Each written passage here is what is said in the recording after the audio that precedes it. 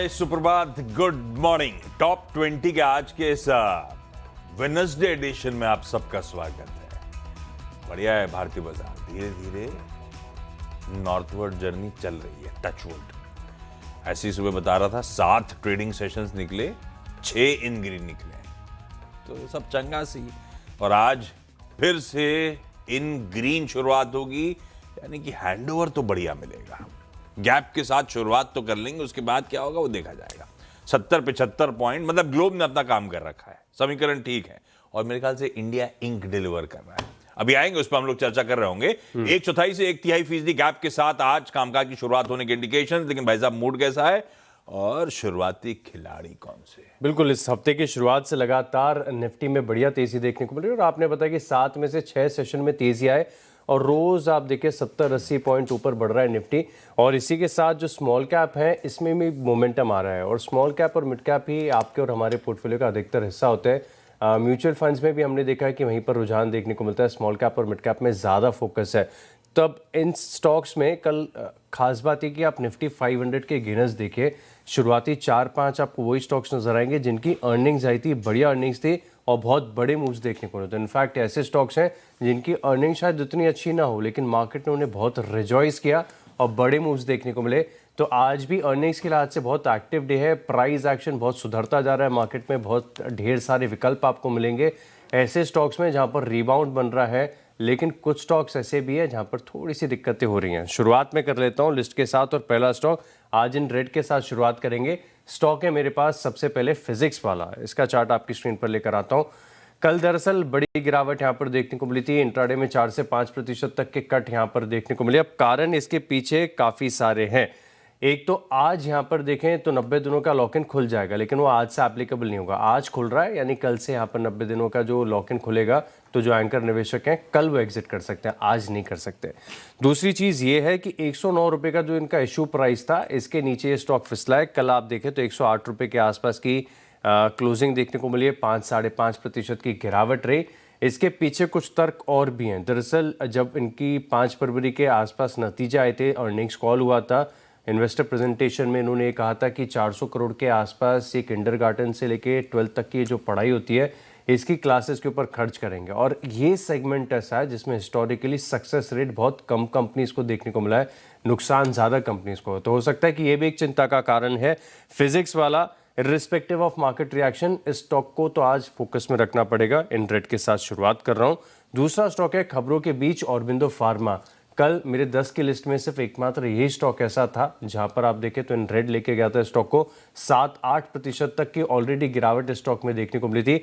अब आज दरअसल ये जो खबर निकल कर आई है यूएसएफडी की तरफ से, जो इनकी यूनिट 7 में ऑब्जर्वेशंस देखने को मिले, ये अपने आप में बहुत ज़्यादा नेगेटिव है। कारण ये है कि यूनिट 7 से तकरीबन 150 प्लस क्यूमुलेटिव एनडीए फाइलिंग्स, यानी 20% जो इनका यूएस का कारोबार है, ये यहाँ पर निकल कर आता है। पाइपलाइन बहुत ज़्यादा डिपेंडेंट है इस यूनिट 7 पर, तो बड़ी सिग्निफिकेंस है इसकी।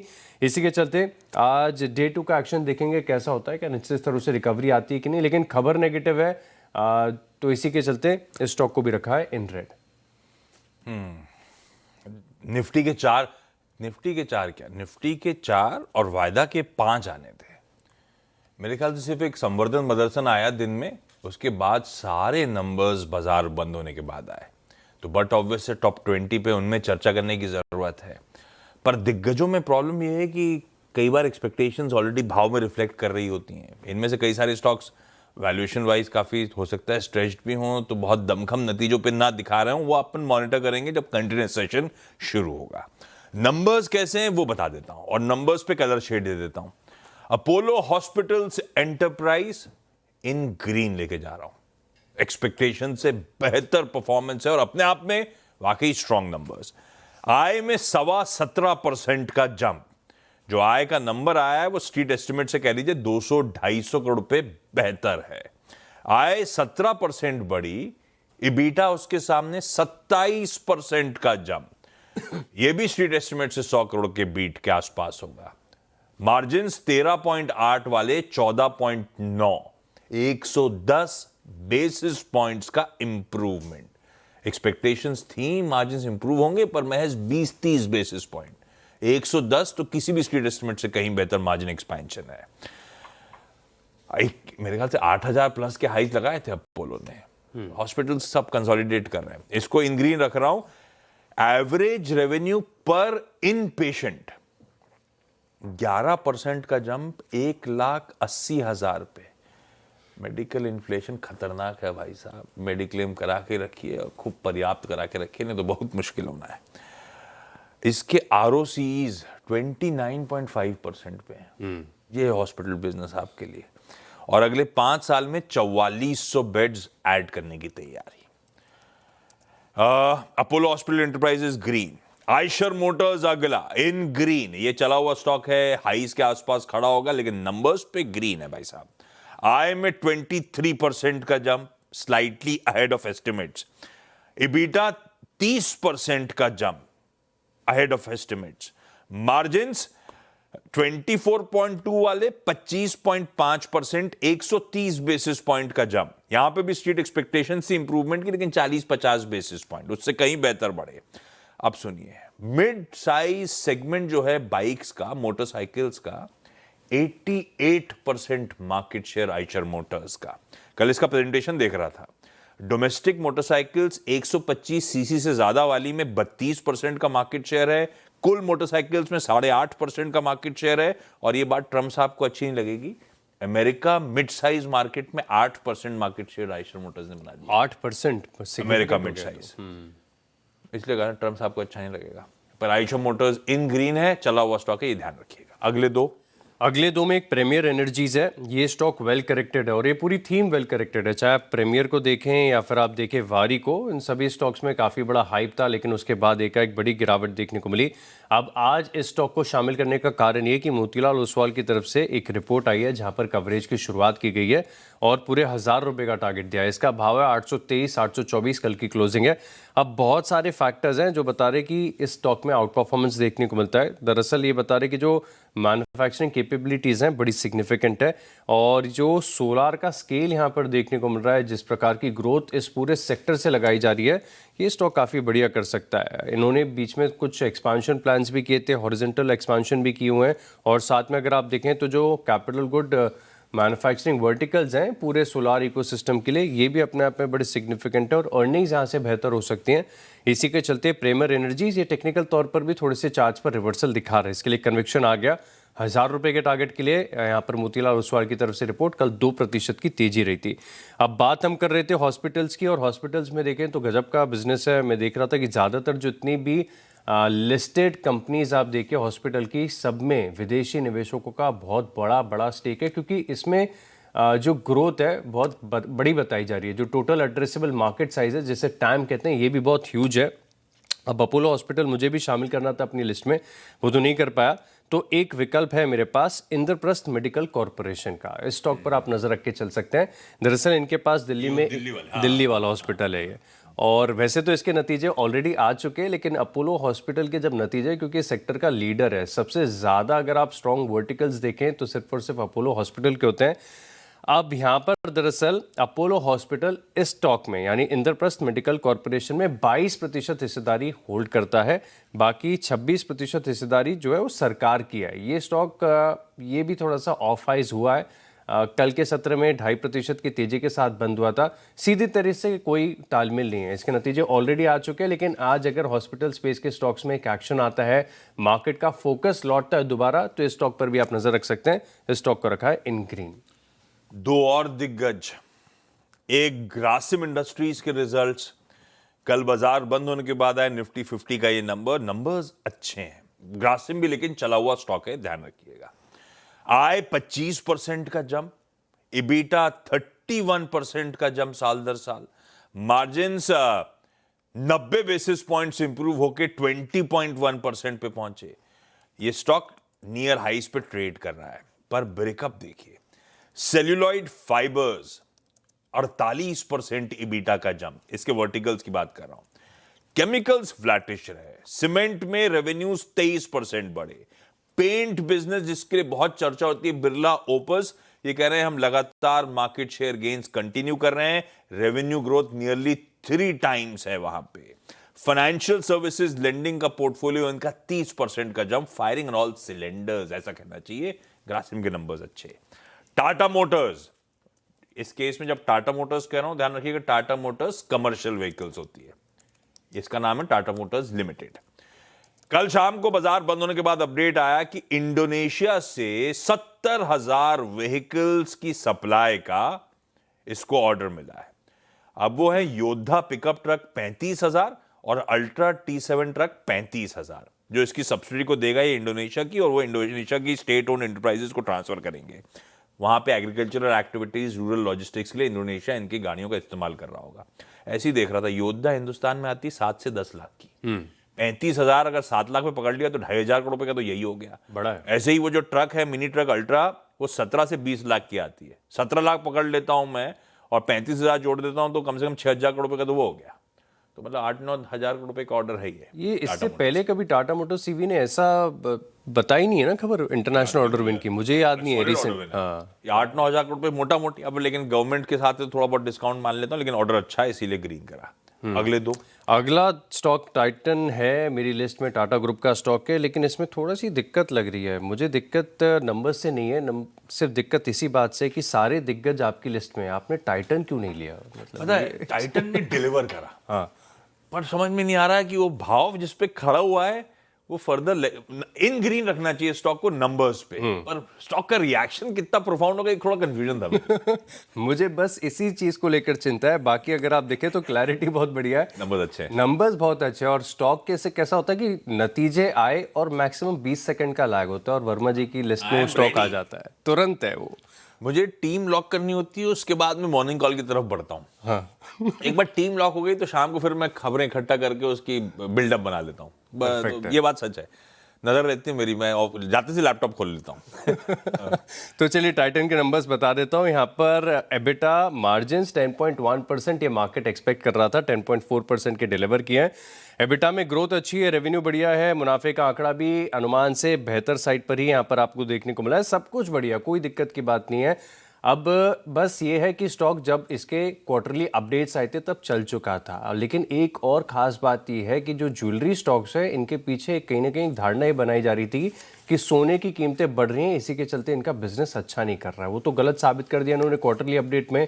अब कल्याण ज्वेलर्स के नंबर्स के बाद एक बड़ा रिएक्शन हमने देखा है। कैश स्पेस में आप कितनी भी ज्वेलरी स्टॉक्स हो, किसी को भी देख लो, चाहे आप कॉन्ट्रैक्ट मैन्युफैक्चरर स्काई गोल्ड है, इसके स्टॉक को देख ले, क्या गजब की तेजी देखने को मिल रही। तो मुझे तो उम्मीद है कि इतने अच्छे बड़े मूव के बाद टाइटन आज भी कमाल कर सकता है। हालांकि ब्रोकरेज हाउस की तरफ से रिपोर्ट्स हैं वो की अवेटेड है। फिलहाल के लिए टाइटन नंबर्स तो बढ़िया हैं, कोई दिक्कत नहीं है, इसीलिए इन ग्रीन लेके चलेंगे।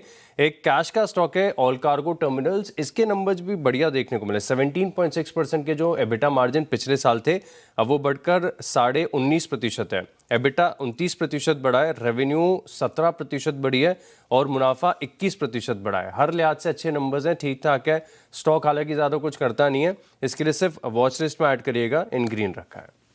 अगले दो स्टॉक्स में भाई साहब अब आइए रडार पे, BHEL को रखिए।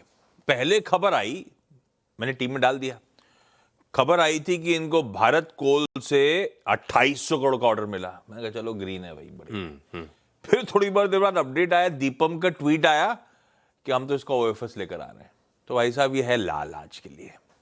3% का OFS है, 2% का ग्रीन शू है, कुल मिला के 5% बेचने की बात कर रही है सरकार। आज OFS का डे 1 है तो नॉन रिटेल की बारी है।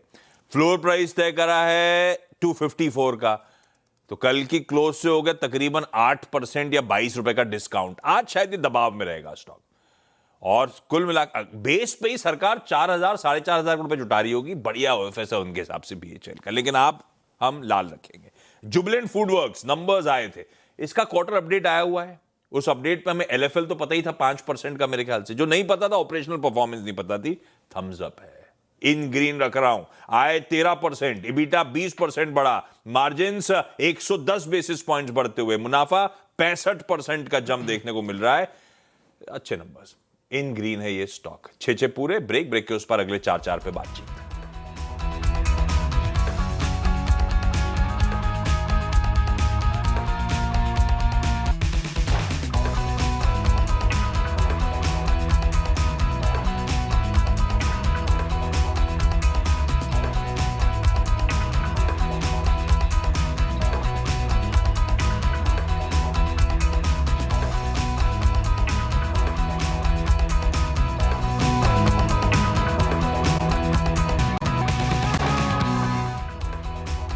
चलिए ब्रेक के बाद आपका स्वागत है और अगले चार स्टॉक्स की बात कर लेते हैं। अगला स्टॉक है मेरी लिस्ट में आयन एक्सचेंज और यहाँ पर आप खास नजर रखिएगा। हम पिछले 2-3 दिनों से देख रहे हैं कि ऑर्डर विन पर बड़ा सिग्निफिकेंट रिएक्शन है। इनफैक्ट कल रिटेल ने चौंका दिया था। 450 करोड़ के आसपास का ऑर्डर था, 5-6% तक की तेजी दिन के दौरान देखने को मिली थी। अब स्टॉक्स बड़े ऑर्डर विन पर बड़े रिएक्शन दे रहे हैं। इसी के चलते आयन एक्सचेंज जैसे 1730 करोड़ का जो है पेट्रोलियम डेवलपमेंट ओमान की तरफ से एक ऑर्डर मिला है। इसी के चलते ये स्टॉक रडार पर रहेगा। कल 1% की तेजी आई थी, तो ऐसा भी नहीं कि खबर से पहले बहुत बड़ा मूव आ गया है। कन्विक्शन है, इसे इन ग्रीन लेके चलेंगे। अब शुरू हो जाती है मेरी लिस्ट टेक्निकल वाली और डीमार्ट। यहाँ पर आप नजर रखिएगा, बड़ा बीटन डाउन स्टॉक है, कोई ज़्यादा चर्चा नहीं कर रही है। स्टेपल एज अ सेगमेंट बहुत ही अंडर ओन्ड है, मार्केट का बिल्कुल ध्यान नहीं है यहाँ पर। अब दरअसल अगर आप देखें तो स्टॉक निश्चित तौर पर एक रिबाउंड के रिवर्सल के संकेत दे रहा है और एक लॉन्ग टर्म की डाउनवर्ड स्लोपिंग ट्रेंड लाइन आ रही थी, इसके ऊपर ब्रेकआउट देने के बाद स्टॉक ने सस्टेन किया है। कल 2% तक की तेजी थी, प्राइस एक्शन सपोर्टिव है। इसी के चलते डीमार्ट स्टॉक को रखा है इन ग्रीन। परफेक्ट है। अगले जो स्टॉक्स हैं, पहले तो नतीजे और लेकर आया हूं। अब आइए, टोरेंट पावर एक रह गया, ये भी वायदा का नंबर बचा हुआ था। नंबर्स अच्छे हैं, टोरेंट पावर इन ग्रीन है। आय 4-4.5% बढ़ी, EBITDA 26% का जंप, मार्जिन 17.1% वाले 20.7, तो 290 और 60 जोड़ दीजिए, 350 बेसिस पॉइंट्स का margin expansion in green. TVS supply chain solutions अच्छे नंबर्स इन ग्रीन। आय 11% जंप, EBITDA 37% का जंप, मार्जिन से 140 बेसिस पॉइंट्स बढ़े, घाटे से मुनाफे में आ गए। जीएनएफसी को इन ग्रीन ले जा रहा हूं।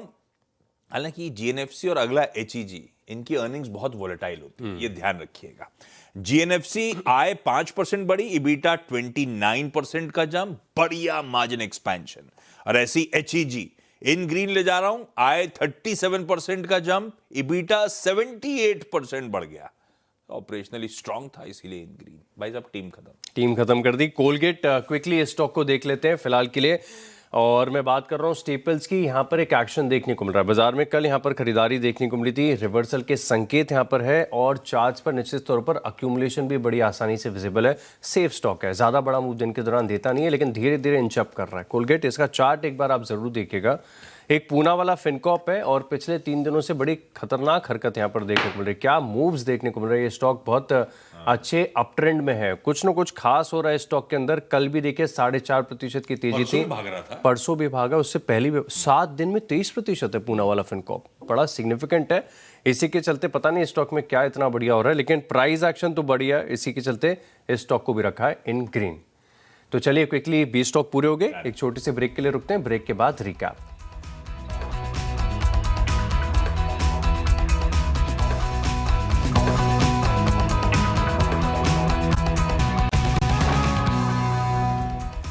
चलिए ब्रेक के बाद आपका स्वागत है और अब 20 स्टॉक्स का रिकैप देख लेते हैं। शुरुआत मैंने की फिजिक्स वाला के साथ, और विंडो फार्मा खबरों के चलते ये स्टॉक भी रडार पर रहेगा। प्रीमियर एनर्जीज, मोतीलाल ओसवाल की तरफ से अच्छी रिपोर्ट आई है। इंद्रप्रस्थ मेडिकल कॉर्पोरेशन, सभी हॉस्पिटल स्टॉक्स अपने रडार पर रखेगा।